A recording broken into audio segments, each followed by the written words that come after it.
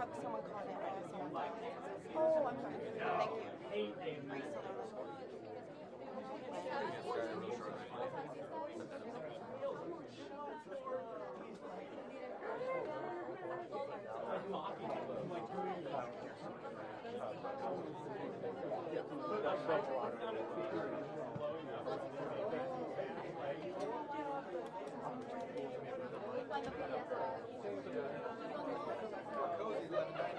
So I like this sort of thing it is, right?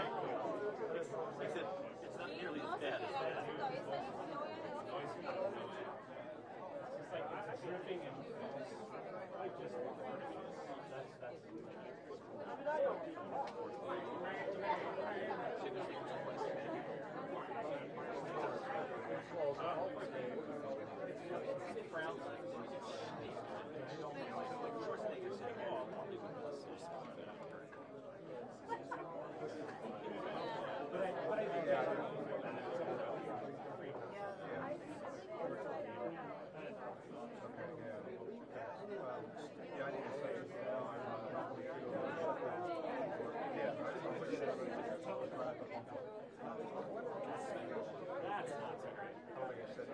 well, luckily for me, I was no one knew about this phone. It was just an you from anywhere. Right. Just delete that and get started. I'll try not to. Okay. It's much the same thing. So I figure it's got better that way than fighting on the air.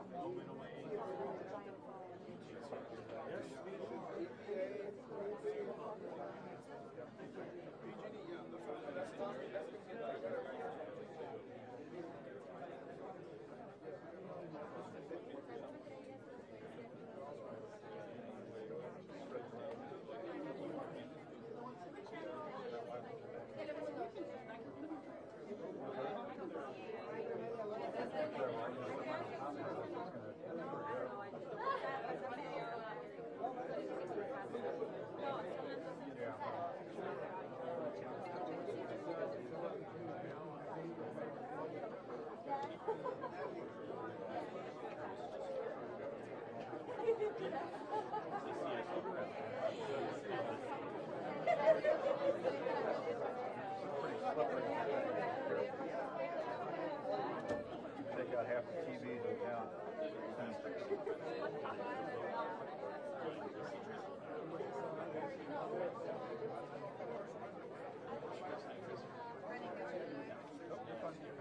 Trying not to make this thing confusing.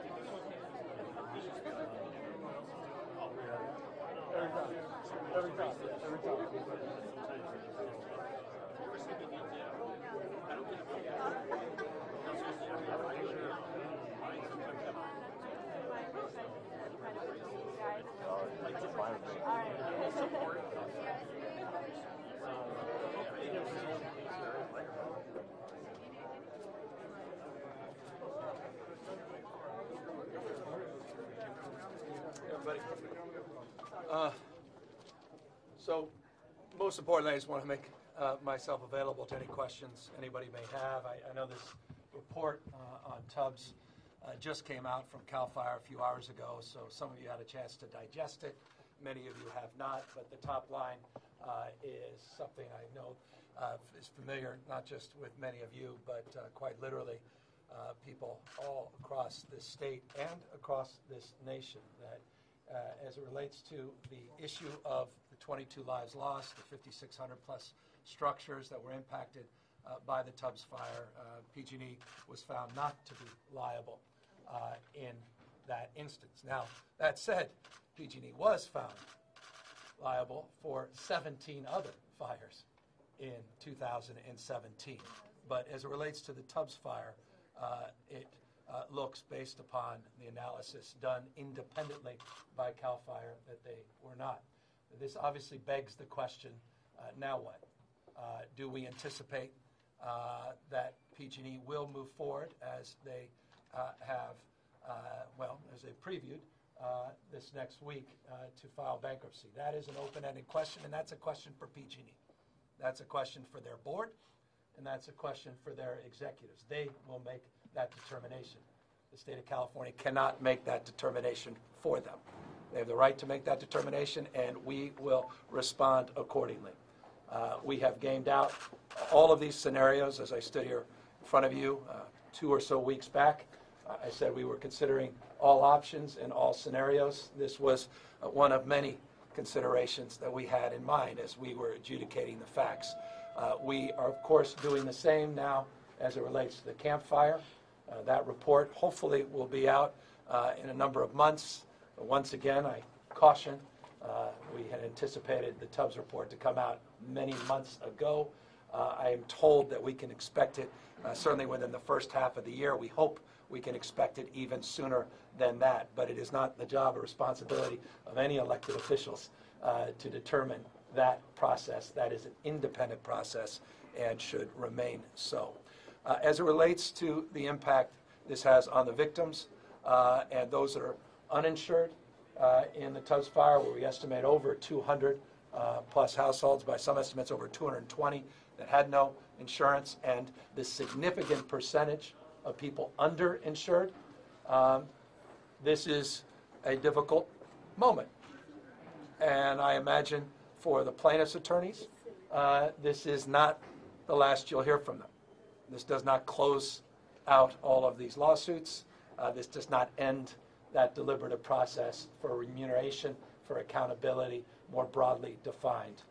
If you look at the 8K, which was what PG&E filed with the SEC, their estimate, and I recognize not everyone subscribes to their estimates, I'll just put out their estimates, was that $30 billion range of liability. By our estimates, that's about $17 billion of the claims were associated with the Tubbs fire. $17 billion by our estimates of the $30 billion that was in their 8K can be associated with the Tubbs fire. About $10 billion in property loss. There was an additional $13 billion in other losses, of which we estimate roughly 60% would be attached to the Tubbs fire. That's how we come up with that $17 billion number. Again, that's our number. Others will, I'm sure, advance their point of view. So this is not insignificant as it relates to the liabilities potentially for PG&E, and that certainly will, I imagine, engender in different conversations at the board level and through the executive ranks.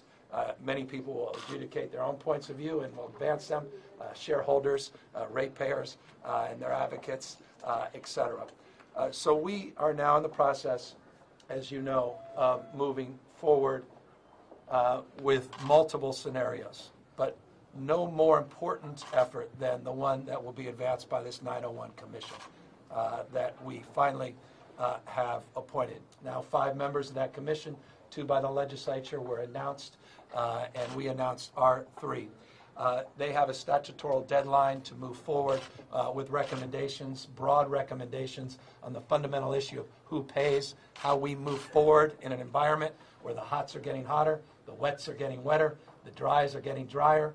In a time of extremes with climate disruption, climate change, how do you manage an electricity system, let alone a gas operation? We're talking about claims in 2017 related to Tubbs. We're talking about claims in 2018 related to the Camp Fire. But moving forward, how do you manage in this environment so the next governor is not back here, or I'm not back here a year or two wondering how to operate? And so that's not just a question for PG&E, that's a question for Edison. As you saw, the ratings agency just downgraded Edison and SD PG&E because of their legitimate concerns about that question. The goal of this 901 Commission is to assess those options, and we have met with the legislative leaders this morning, and we are now asking that that commission move more aggressively to make recommendations. They're supposed to come out in July. July feels a little too slow, even though by government terms it's remarkably quick. But based on my conversations with the Speaker and with the Senate leader, I think we can help support and staff their efforts so they can come out with findings and recommendations much sooner. So we are tasked them to do just that. So from the victim's perspective, this is still an open-ended question, and this is a difficult time. And as I've said on many occasions, I'll repeat it again today, my focus is not PG&E. My focus is on California and Californians. My focus is on safe, reliable, and affordable service. I'll repeat, safe, reliable, and affordable. It's about making sure that we have the backs of those victims. People have lost their lives and their family members. People have lost all that they have hold dear and close as it relates to their personal possessions, and that they're made whole, and that we do everything in our power to make sure that if we do enter into a bankruptcy, that their interests are front and center. And number two, to make sure that ratepayers are not paying the price of the neglect that has been established in at least 17 of these 18 2017 fires, and the neglect that's being asserted and, again, independently analyzed in 2018. So that's in broad strokes where we are and where we hope to lead. But I just want again, or at least not again, but close by saying this. I really appreciate the legislative leadership. We have been in close contact. Everybody upstairs is taking this seriously. Everybody understands the consequences of not trying to steer this ship. And I am very grateful for the collaborative engagement with my office and with various state agencies that are responsible, including the PUC, for oversight from a regulatory perspective. Happy to answer any questions. Governor, from your perspective, I know you're apparently waiting for the commission, but do you have any proposals? Do you anticipate any proposals from you or your agencies on that? I want to, if I did that, there'd be no real purpose, for me at least, to make 3 of those 5 appointments. So I want to give them the space to make those determinations. I have strong opinions. Again, the parameters, the 3-legged stool, safe, reliable, and affordable, and making sure that we have ratepayers in mind and victims, certainly, as it relates to what has occurred in the last few years at heart. Governor, Speaking of heart, Angela Hart. Thank you. What have discussions been like in your office to either help the utility avert a bankruptcy or to help them through it? Well, we've been in constant contact, including a few hours ago with representatives of PG&E, including the interim CEO, and we're just staying in close contact. We are not making any commitments in private or asserting any point of view in private that I am not making here in public. So everything that I've said is in essence the spirit of those private conversations. So there is no ambiguity and no concern about that. Governor, on a political note, a Republican Assemblyman today announced he's becoming a Democrat. California's already dominated by Democrats. Do you see any dangers in one-party rule? No, I see only wisdom in that decision. Anyone else? Governor, you've had a little bit of time now to digest the possibility of a bankruptcy from PG&E, and now you're saying we may have, at least half of the financial problem potentially solved here that they reported as part of their justification. Do you still feel it would be a net positive if they don't go into bankruptcy? Does this give you hope that they may not go into As I said before, in an ideal world, you want a healthy and robust utility that's investing in the future in low-carbon green growth, that's committed to not only our short-term, but our long-term environmental needs. And by the way, those statutorily are required of PG&E, even through a bankruptcy proceeding.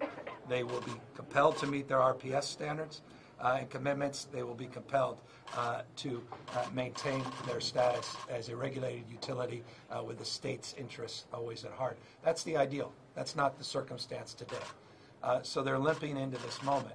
But we're looking retrospectively, and we have to look prospectively. We're talking about addressing 2018 and 2017 and cleaning up issues prior to that. But the bigger concern is going forward, even beyond PG&E, for utilities operating in the electrical market in an environment that's radically changing, in an environment quite literally that is reorganizing and experiencing extremes. And that's something we all are going to have to address. And substantively, that's the purpose and goal, statutoral purpose and goal of the 901 Commission as the legislature laid it out. And I compliment them for their wisdom in developing that strategy and framework, and now we'll be the beneficiary of that work. And a quick follow-up, you said you just talked to them a couple hours ago. Did you get any indication that they are at least going to take a second look at bankruptcy? You'll have to talk to them. I'm not going to share necessarily their first read of that report. Obviously, they will analyze it further. We literally, moments after the report was made public, had a chance to dialogue. I'm not sure they had a chance to read in entirety the report, so it's premature for me to opine on that conversation until they had a chance to give you a perspective on it.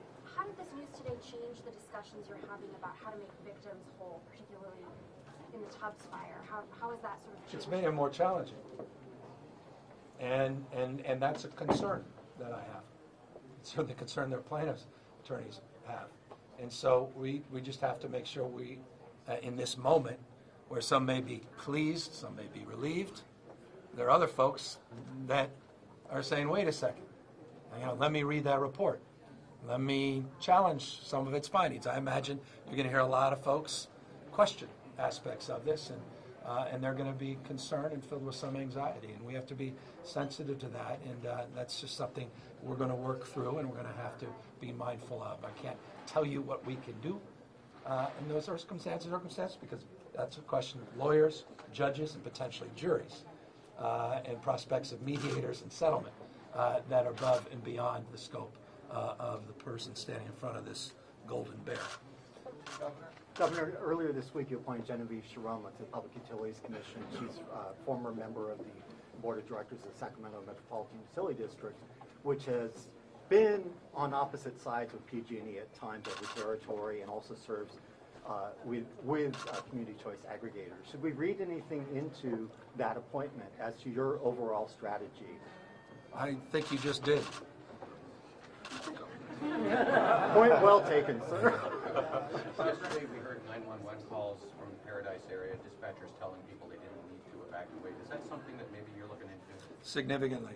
Look, in my budget that we submitted for consideration by the legislature, we did a number of things, not only as it relates to going from analog to digital in terms of our 911 system itself, to have geospatial technology, GPS technology, the ability for people with disabilities to have quicker and more appropriate access and responsiveness to that system. But we also aided and embedded a lot of efforts for mutual aid, pre-deployment, obviously vegetation management, forest health, a record amount of money in that space, $213.6 million to be precise. More C-130s, new Black Hawk helicopters, $109 million for new Black Hawk helicopters, all in this emergency management, emergency preparedness space. In addition to that, though, there was legislative efforts last year that have materialized in recommendations that are forthcoming as it relates to opt-in strategies and opt-out strategies in terms of guiding cities and then ultimately, my hope, counties on appropriate emergency messaging and emergency management. For what it's worth, a preview, we are working, and we will give you the date, to have a statewide effort where all the emergency planners and experts are convened in one room from a local, state, and federal level. And everybody comes in to share best practices and protocols in real time. And I'm hoping to do that in the next few months. We've actually had a remarkable response from local leaders saying that's long overdue. And so that's an opportunity to share at scale some of these practices and begin to standardize them across the rest of the state. Your office announced earlier that your family's going to be moving from the governor's mansion to another house. Just want to get your reflections as a dad, why that's important, and what's the motivation. I appreciate the personal question. Anyone with a 2, 5, 7, 9-year-old know you need running room, need space, and you also need fences that are higher than a foot on major thoroughfares. It leaves you, if you want to drive by around 6:30 in the morning, you'll see a little kid out on a bike flying over all the newly planted tulips. And that's not a healthy thing for him or the landscaping. And so I'm trying to provide a little bit more freedom for the family. Are you going to endorse Senator Harris, or have you endorsed Senator Harris? I will let you know when and if I do that.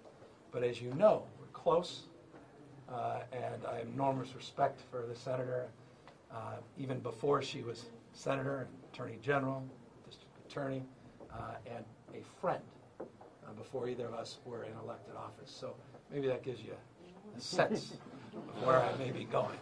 But I'm not there yet. That's what I was going to ask. Are you considering to run for president? God, no. Yeah, no, that's crazy. Last one, thanks. This CAL FIRE report, how confident are you that it's accurate? A lot of people are going to be questioning it, of course, Yeah. like you said. Should they trust in the report? Yeah, some in the past they questioned CAL FIRE for announcing it after the markets closed. Now they're questioning why they did it before the markets closed. Some said they were too tough on PG&E. Now people say they're not tough enough. I kind of like where they're landing in the past, and so my expectation is that they are consistent with their previous work, which I think has been well received. And these are competent people. These are apolitical folks, and so I have all the confidence in the world in their findings. That said, as we listen to points of view, and if there's new evidence that suggests something, I'm not ideological about this, but I have all the confidence in the world. Were you surprised by those findings? If you weren't surprised, you would surprise me. I think we had all, maybe lazily, forgive me, sort of accepted a narrative, and it was sort of baked in, it seemed to me, in the conversations that I've been having. So, yes. All right. Thanks, Thank everybody. you, guys.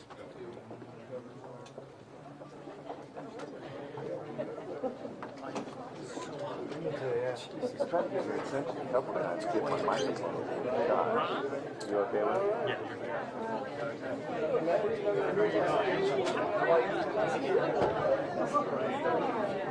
That was that long. Down the road, talk to everybody down that. He's got a pretty good voice too. It's not like he's a hero.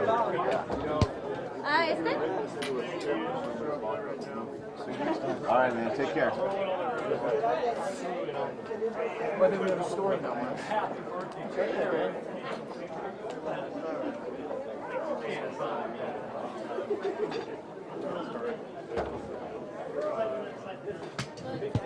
I'm going to call it before I head back.